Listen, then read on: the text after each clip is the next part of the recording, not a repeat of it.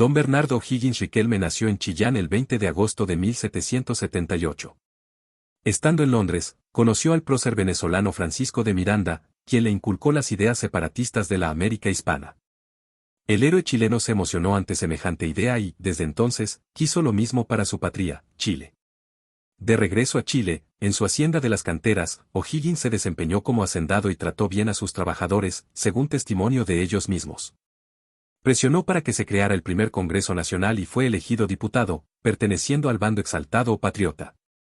Luego de la invasión realista de Pareja, con 2000 hombres en Talcahuano, reclutando además a chilenos realistas, O'Higgins tomó las armas para defender el país. Combatió con heroísmo desde el primer minuto. En la batalla de El Roble fue herido y, aún así, reagrupó a los patriotas y cargó contra el enemigo, derrotándolo. Carrera lo llamó el primer soldado de Chile, por esta acción. Sin embargo, la suerte estaba echada para Carrera debido a sus fracasos militares anteriores, como en el sitio de Chillán. La Junta lo destituyó, nombrando como jefe del ejército patriota a O'Higgins. A este le fue bien, aunque no estuvo presente, su ejército derrotó a los realistas en el Membrillar, mientras él avanzaba con dificultad, por la escasez de caballos, hacia el río Maule antes de que lo hiciera el ejército realista. Luego, O'Higgins, esta vez presente, venció a los realistas en las Quechereguas, salvando a Santiago de caer en manos enemigas. No pudo reunirse con Maquena debido a las dificultades de desplazamiento y porque los mensajes de este eran interceptados por los realistas. Carrera fue tomado prisionero por los realistas, pero fue liberado tras el Tratado de Lircay, el cual ni patriotas ni realistas pensaban respetar. Posteriormente, Carrera realizó un nuevo golpe de estado y se enfrentó a O'Higgins en el combate de las Tres Acequias, donde venció Carrera, ya que O'Higgins no se dispuso a aniquilar sus fuerzas. Esto se debió a que días antes se había enterado del desembarco realista de Osorio en el sur, lo que lo llevó a atacar rápidamente sin esperar refuerzos. O'Higgins decidió entonces ser subalterno de Carrera.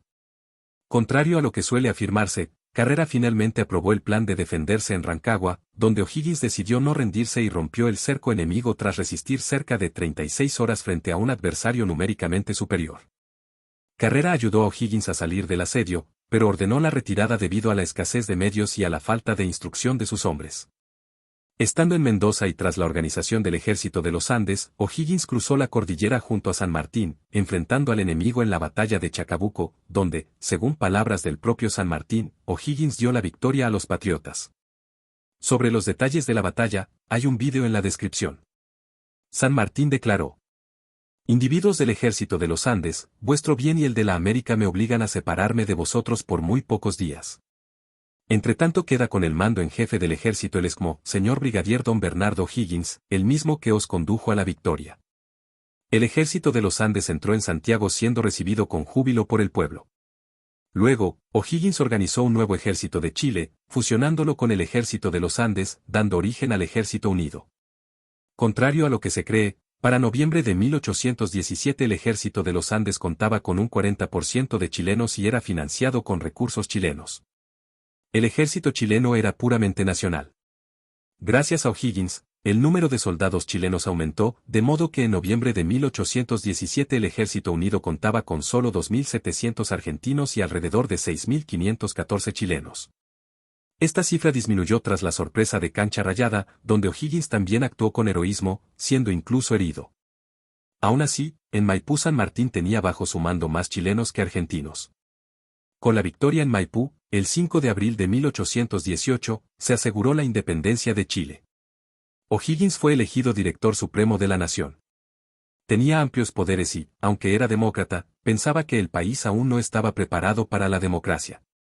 Entre sus principales medidas se cuenta la fundación, según el historiador Antonio Yacrich, del mercado de abastos en las inmediaciones del Mapocho, en el mismo lugar que hoy ocupa el mercado central, lo que permitió retirar a los feriantes de la plaza de armas, quienes provocaban una insalubre suciedad en el sector. Creó la Alameda de las Delicias, actual avenida que lleva su nombre, lo que permitió eliminar el basural que existía en el sector, antiguo brazo del Mapocho. Dio vida al cementerio general, evitando que se continuara enterrando cuerpos en las iglesias o que fueran abandonados en las laderas del Cerro San Cristóbal. Construyó el primer teatro de Chile en la plazuela de la Compañía, junto al actual Palacio de Justicia. Fundó las ciudades de La Unión, Vicuña y San Bernardo.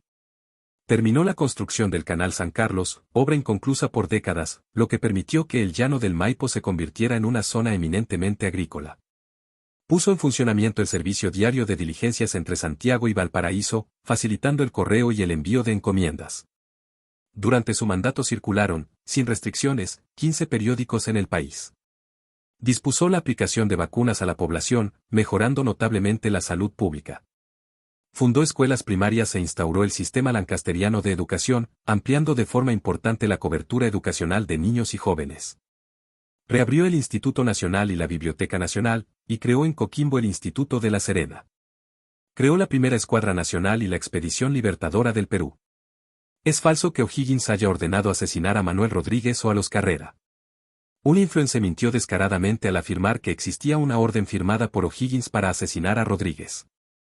Quien ordenó su asesinato fue el argentino Monteagudo, miembro de la Logia Lautaro, cuyo poder trascendía las fronteras nacionales.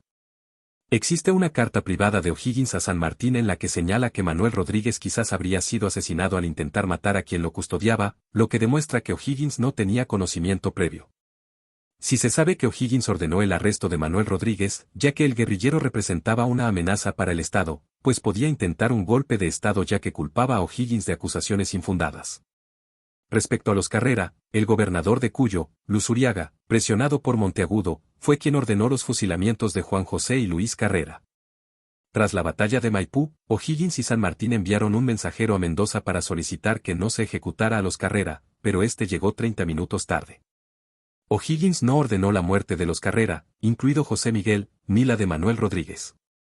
El régimen de O'Higgins fracasó en parte debido a las deudas generadas por la Expedición Libertadora del Perú y a la devastación de los campos tras la Guerra de Independencia, lo que provocó un déficit de trigo. Freire, intendente de Concepción, fue el principal sublevado contra O'Higgins. Se suele ignorar que Freire embarcó trigo al Perú, que los recursos para las tropas abundaron más en Santiago y que nunca se aclaró el destino de los 118.000 pesos perdidos en Concepción. Freire acusó a O'Higgins de hechos infundados, los cuales se difundieron de manera manuscrita, pero posteriormente, arrepentido, no permitió que llegaran a la prensa. O'Higgins dejó el cargo de director supremo para evitar una guerra civil entre chilenos y sufrió el exilio en Perú, donde vivió hasta su muerte. Es cierto que en el Perú tuvo esclavos, pero el exdirector supremo de Chile los trató bien. Como señala el historiador Luis Valencia Varia, no pudo eludir el servirse de esclavos, pero fue humano y comprensivo con ellos. Es necesario entender el contexto histórico de la época. Si te gustó el video, dale me gusta y suscríbete.